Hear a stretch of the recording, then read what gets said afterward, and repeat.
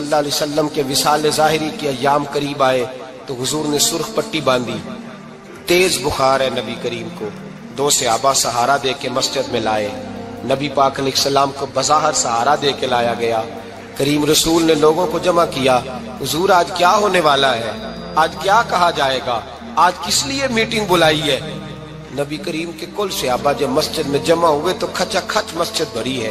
وصال ظاہری سے چند یوم پہلے کی بات، نبی پاک نے فرمایا آج تمہیں کوئی جہاد کی ترغیب نہیں دینی، آج کوئی نیا پیغام نہیں دینا، آج تمہیں بتانا ہے کہ رب نے اپنے بندے کو اختیار دیا ہے، چاہے تو دنیا میں رہے، چاہے تو اس کی بارگاہ میں حاضر ہو جائے۔ اس عبد نے بارگاہ ربوبیت کی طرف لوٹنے کا ارادہ کر لیا ہے۔ حضرت صدیق اکبر رونے لگے تو صحابہ نے کہا تمہیں کیا ہوا؟ کہنے لگے سمجھ نہیں رہے، کسی کی بات نہیں کر رہے، نبی پاک تو اپنی بات فرما رہے ہیں، اس نے جانے کا ارادہ کر لیا۔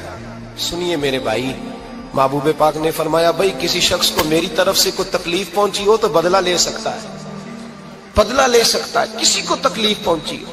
صحابہ پھوٹ کے رونے لگے، محبوبہ کرم ہی کرم ہوا ہے، رحمت ہی رحمت آئی، آپ کے بارے میں گمان کرنے والا بھی دائرہ ایمان سے نکل جائے گا۔ حضور آپ کیا فرما رہے ہیں؟ فرمایا نہیں بھائی اٹھو۔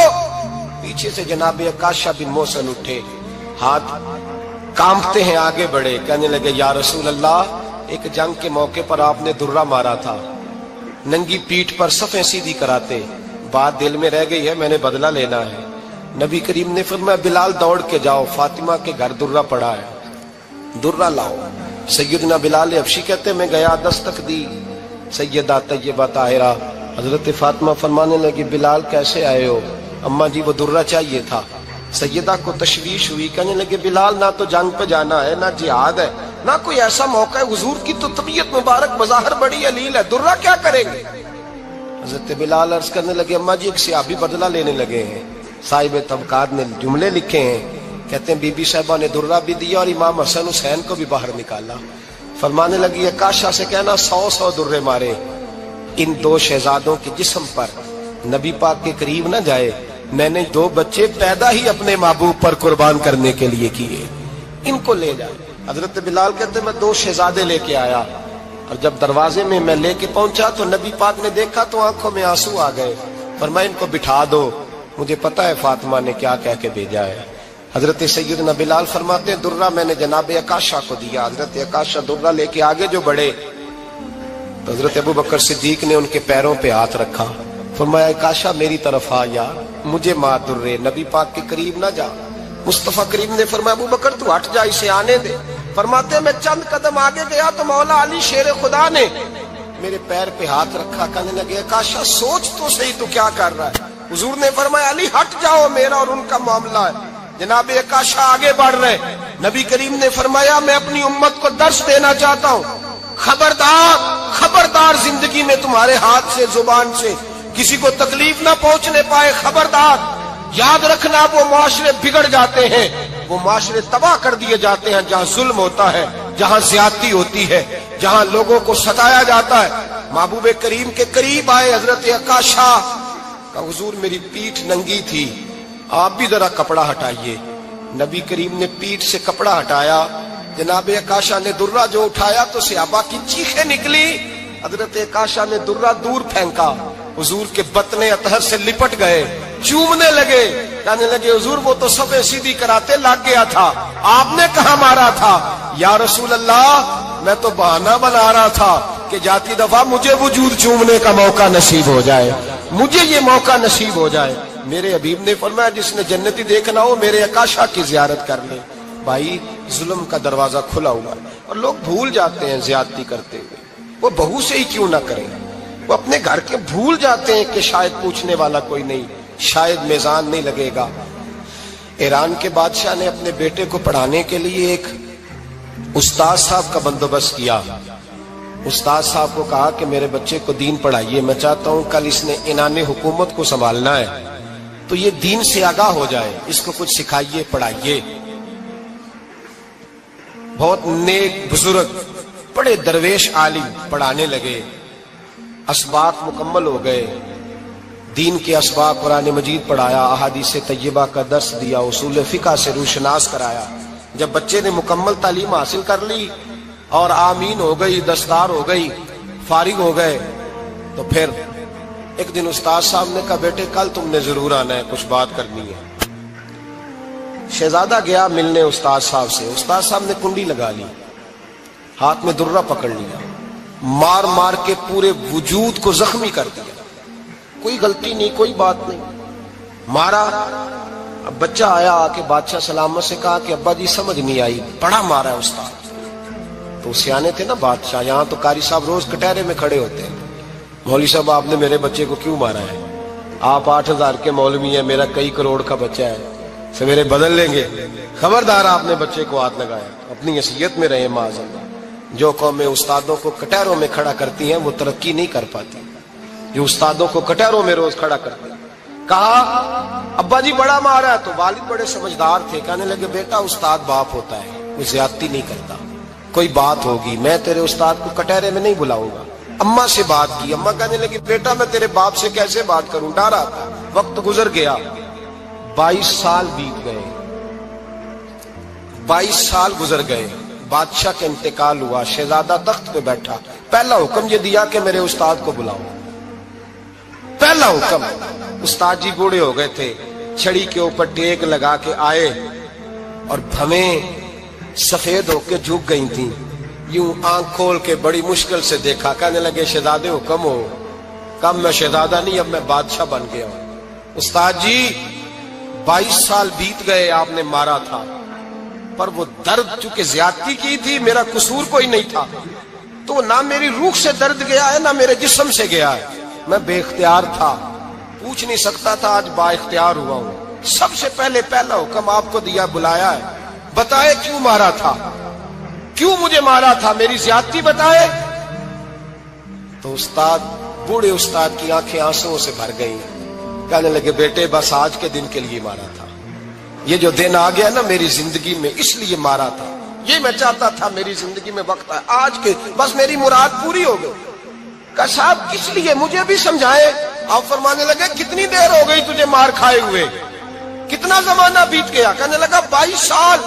فرمایا زخم بھولے تو نہیں، درد ختم تو نہیں ہوئی، تمہیں بات 1 منٹ کے لیے بھی تمہارے حافظے سے محو تو نہیں ہوئی؟ کہا استاد جی روز رات کو یاد آتی، روز خیال آتا تھا۔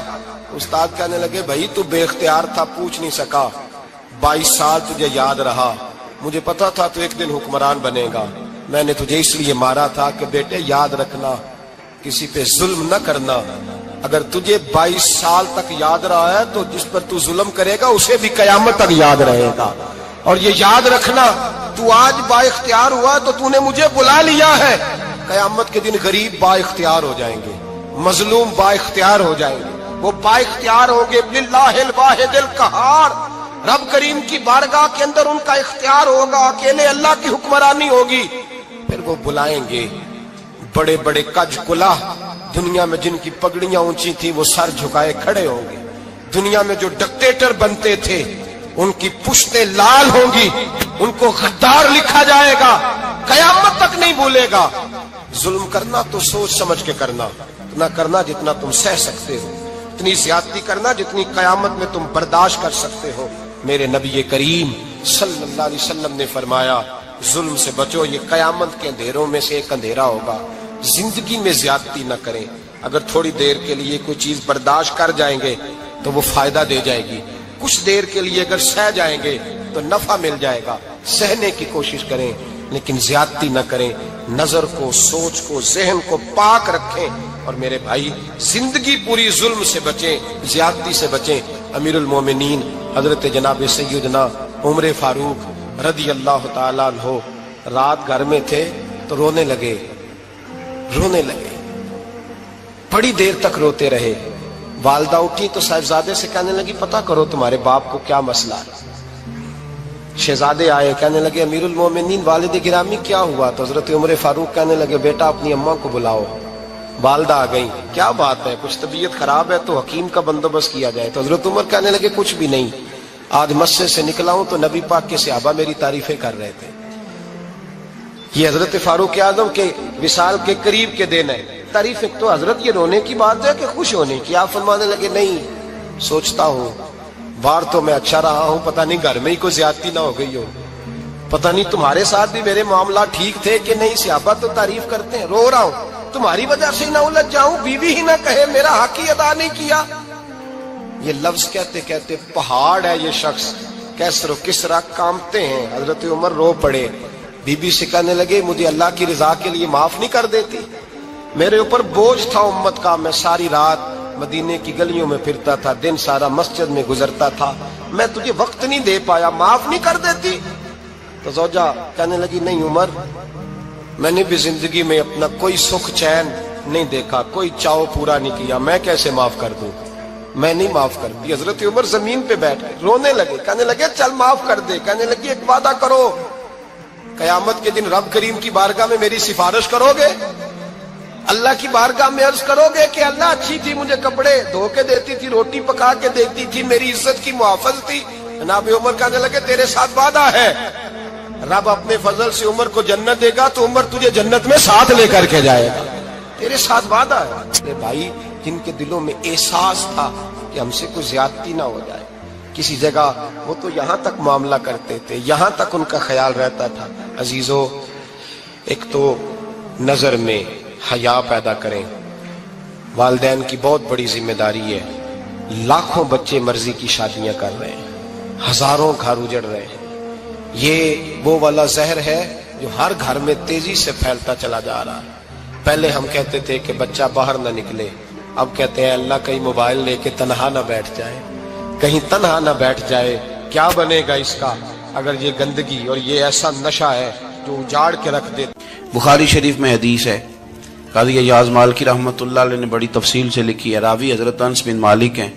ایک بندہ بڑی دور سے آیا نبی پاک صلی اللہ علیہ وسلم کی زیارت کے لیے، بڑی دور سے۔ عرب کے جو سردار ہوتے تھے ان کے بڑے ناز نخرے ہوتے تھے، وہ خیر آج بھی ہیں، پروٹوکول کا ماحول آج بھی، یعنی وزیر صاحب کے آگے دو چار گاڑیاں نہ ہوں تو ان کو مزہ ہی نہیں آتا، پولیس والے آگے پیچھے بھاگیں تو حالانکہ ان کو نہیں پتا کہ جو پولیس والے آگے پیچھے بھاگ رہے ہیں نا، یہ حکومت بدلی تو گرفتار کرنے بھی انہوں نے آنا ہے، لیکن وہ بڑا مزہ آتا ہے جب لوگ گاڑی کے پیچھے بھاگتے ہیں۔ کیا بات ہے جناب، بڑی بات۔ اور ہماری طبیعتوں میں پتہ نہیں کون سی، تو نبی پاک صلی اللہ علیہ وسلم کی خدمت میں وہ شخص بڑی دور سے آیا، تو عرب کے بادشاہوں کا مزاج تھا، پروٹوکول بڑا چاہتے تھے، ان کا تو یہ طریقہ تھا کہ حکمرانی کرنی ہے جیسے بھی ہو۔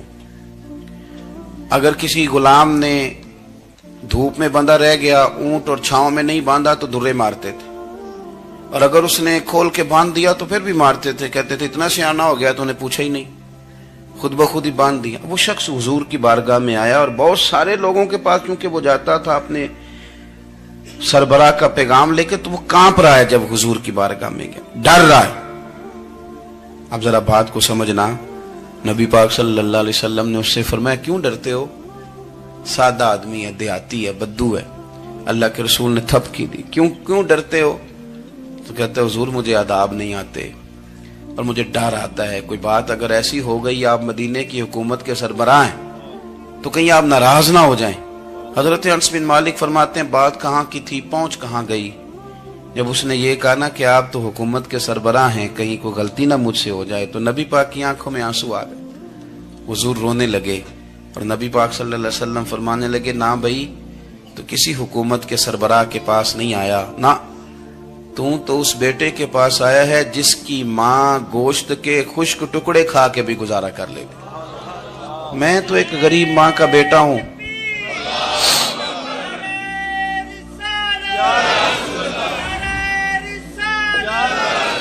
بھائی اگر آپ کا یہ ذوق بن جائے، دیکھو نا آج تو لوگ بھول جاتے ہیں نا، کپڑے بدل لیتے ہیں تو وہ سمجھتے ہیں کہ شاید سارا کچھ ہی بدل گیا، یعنی گاؤں سے آ کر پڑھنے والے بھول ہی گئے ہیں کہ کس کی ماں نے کتنا زیور بیچا تھا۔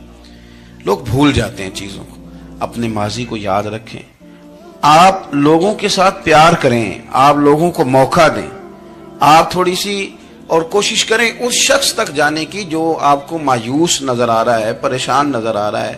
یہ ہمیں میلاد والے محبوب صلی اللہ علیہ وسلم نے درس دی۔ ایک اور پہلو، حضور سید عالم صلی اللہ علیہ وسلم نے، ہمارے ہاں نا ابھی بھی برادری کی تقسیم ہے، ابھی بھی، اور کچھ میں نے ایسے کمزور لوگ بھی دیکھے. یہ اس طرح کی حرکتیں ہارے ہوئے لوگ کرتے ہیں.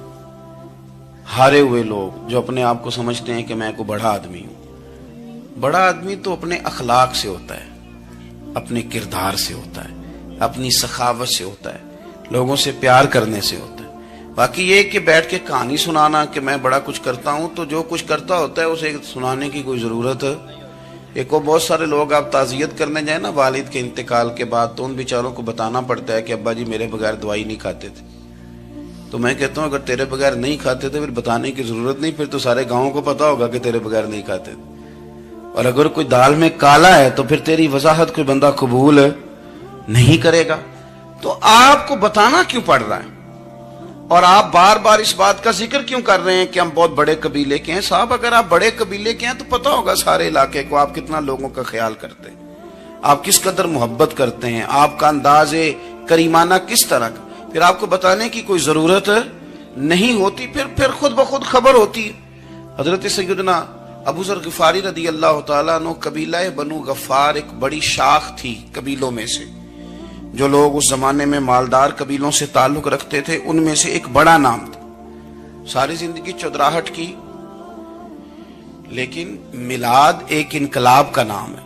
میں میلاد منانے والے دوستوں سے گزارش کرتا ہوں کہ آپ ہر سال میلاد منائیں, اور ہر سال میلاد کے بعد آپ تھوڑے بدل بھی جائیں, یعنی تھوڑے سے بدل جائیں. کچھ لوگ کہیں یار یہ داڑھی میں نے نا 12 ربیع الاول والے دن رکھی تھی, یہ میری میلاد والی داڑھی ہے. اور داڑھی رکھیں بھی نبی پاک کی مرضی کی. کس کی مرضی کی؟ نہ ناراض ہو جائے جی میں ٹور چلا بس. کس مرضی کی جی؟ اپنی مرضی کے نہیں. داڑھی کا وزن کو نہیں ہوتا کہ پوری مٹھی رکھیں گے تو آپ کو کوئی دقت ہوگی, کوئی وزن نہیں. پوری رکھیں, جو حضور کا طریقہ مبارکہ ہے جو ہمیں ملتا ہے اس پر آپ توجہ فرمائیں. تو میں جو بات عرض کرنے جا رہا ہوں وہ میلاد انقلاب ہے. حضور سید عالم صلی اللہ علیہ وسلم کی بارگاہ میں آنے سے پہلے لوگ کچھ اور ہوتے تھے, اور یہاں سے ہو کے جاتے تھے تو پھر ان میں تبدیلی آتی تھی. میں سارا دن کرامتیں سناؤں نا کسی کو اپنے پیر صاحب کی, اور اپنے گھر میں بھی کہ میرے حضرت بڑے, میرے استاد بڑے, لیکن بیوی کے ساتھ اگر میں ترش لہجے میں بات کروں گا تو وہ کہے گی یہ سکھاندے نے تینوں پیر صاحب. دوست کہیں گے یہ سکھاتے ہیں آپ. تو آپ کی کہانیاں نہیں چلتی, آپ کا کردار چلتا ہے. حضرت ابو ذر غفاری رضی اللہ تعالیٰ عنہ فرماتے ہیں چونکہ میں چودھری تھا, سیدنا بلال حبشی رضی اللہ تعالیٰ عنہ کے پاس میں بیٹھا تھا.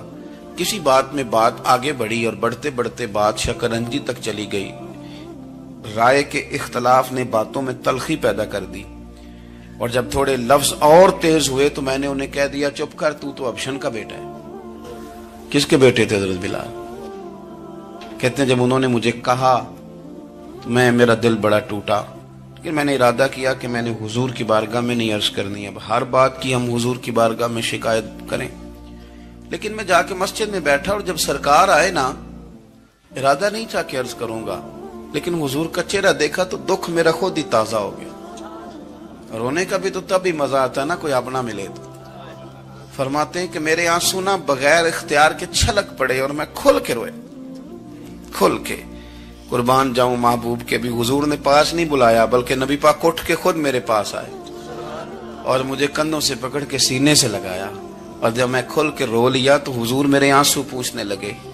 کچھ شعر ایسے ہوتے ہیں جو کسی نے کہے ہوتے ہیں, اور کہنے والا جو ہوتا ہے وہ صاحب حال ہوتا ہے, تو اس میں کچھ خوبصورتی زیادہ ہی ہو جاتی ہے. ایک پنجابی کے شاعر ہمارے گجرات میں گزرے, بزرگ تھے, ان کا ایک شعر ہے, وہ کہتے ہیں ایک واری میری آنکھیاں چوں اونا نے اتھرو پونجے سن. ایک واری میری آنکھیاں چوں اونا نے اتھرو پونجے سن, ہن تے چسکا پہ گیا رونے دا. ایک واری میری آنکھیاں چوں اونا نے اتھرو پونجے سن, ہن تے چسکا پہ گیا رونے دا, تے ہر ویلے آہو زاری دا. تو میں روز رونے لگا ہوں, مزہ ہی بڑا آیا ہے جب سے محبوب نے چپ کرانا شروع کیا میرے عزیز.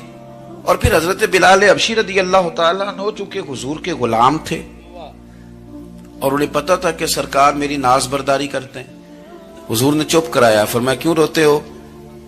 تو عرض کرنے لگے یا رسول اللہ صلی اللہ علیہ وسلم, اگر میں ابشن کا بیٹا ہوں تو میری تو غلطی کوئی نہیں نا, یہ تو تقسیم اللہ کی ہے نا.